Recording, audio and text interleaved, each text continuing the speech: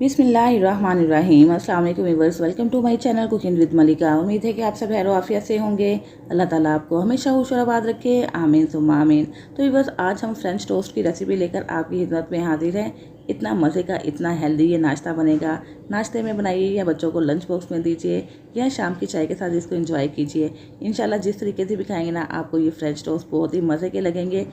नाश्ते में इसलिए इसको बना के इंजॉय कीजिएगा क्योंकि ये बहुत ही जल्दी बन जाते हैं। नाश्ते में वक्त कम होता है, इसको फटाफट से बनाइए, चाय के साथ इंजॉय कीजिए और बच्चों को तो ये बेहद पसंद आने वाले हैं। तो चलिए वह जल्दी से देख लेते हैं कि हमने ये बहुत ही मज़ेदार से और बहुत ही हेल्दी किस्म के फ्रेंच टोस्ट कैसे तैयार किए हैं।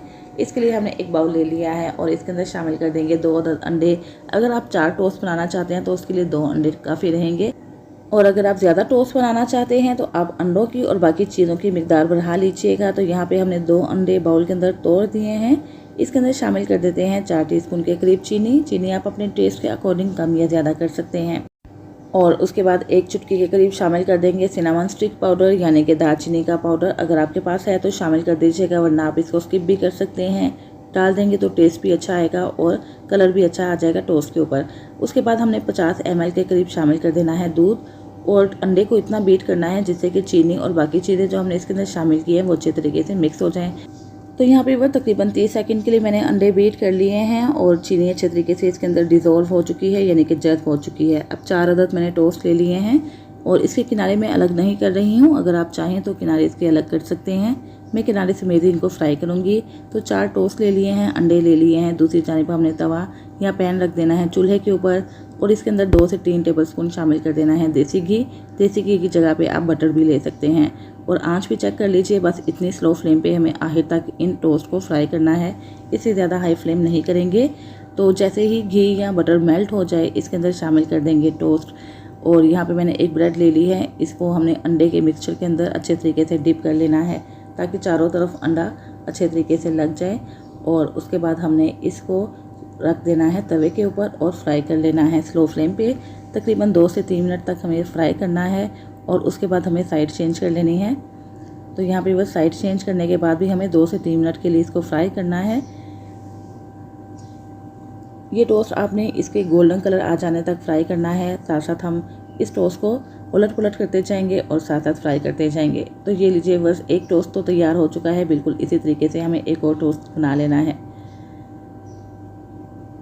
तो ये बस रेसिपी कैसी लगी ज़रूर बताइएगा। अगर आपको मेरी ये रेसिपी अच्छी लगे तो प्लीज़ वीडियो को लाइक और शेयर करना मत भूलिएगा। चैनल पर नए हैं तो चैनल सब्सक्राइब करके बेल आइकन प्रेस कर दीजिएगा ताकि हर नई आने वाली वीडियो की नोटिफिकेशन आप तक फ़ौरन से पहुंच सके, जो बिल्कुल फ्री है। तो ये लीजिए, बस एक और टोस्ट हमने तैयार कर लिया है। बहुत अच्छे से गोल्डन से कलर आ जाने तक इसको तैयार करेंगे और निकाल लेंगे प्लेट के अंदर। फ्लेम आपको स्लो ही रखना है, जितना कि मैंने आपको दिखाया है उतने ही फ्लेम स्लो पे आपने इन टोस्ट को फ्राई करना है, वरना क्या होगा कि अंडे के अंदर चीनी मिक्स है और चीनी की वजह से ये टोस्ट जल जाएंगे, जिसकी वजह से ना तो ये देखने में खुशनुमा लगेंगे और जायका भी इनका ख़राब हो सकता है। तो बस एक ट्रिक का आपने यहाँ पे ख़ास ख्याल रखना है कि बिल्कुल स्लो फ्लेम पे आपने ये टोस्ट तैयार करने हैं। तो मज़ेदार से हमारे फ्रेंच टोस्ट तैयार हो चुके हैं। इसकी आप गार्निशिंग कर सकते हैं मैपल सिरप के साथ। यहाँ पे मैं हनी ले रही हूँ, जिसकी वजह से ये और ज़्यादा हेल्दी रहेंगे। तो शहद हमने लेकर इसके ऊपर फैला दिया है। देखने में भी इसकी लुक मज़े की लगेगी और शाइन भी आ जाएगी और साथ ही साथ जायका भी लाजवाब रहेगा। अब इसको मैं कट करके दिखाती हूँ। मेरे काटने से ही आपको अंदाज़ा हो गया होगा कि ये कितने सॉफ्ट तैयार हुए हैं। चाय के साथ आप इसको नाश्ता में लीजिए या शाम की चाय के साथ एज अ स्नैक्स इंजॉय कीजिए। बच्चों को लंच बॉक्स में दीजिए, जिस तरह भी खाएंगे, जिस तरीके से भी खाएंगे, इंशाल्लाह आपको बेहद पसंद आएंगे। इसके साथ ही बस इजाज़त चाहती हूँ, फिर हाजिर होंगी इंशाल्लाह एक नई रेसिपी के साथ। अपना बहुत सा ख्याल रखिएगा, मुझे भी दुआओं में याद रखिएगा। अल्लाह हाफिज़।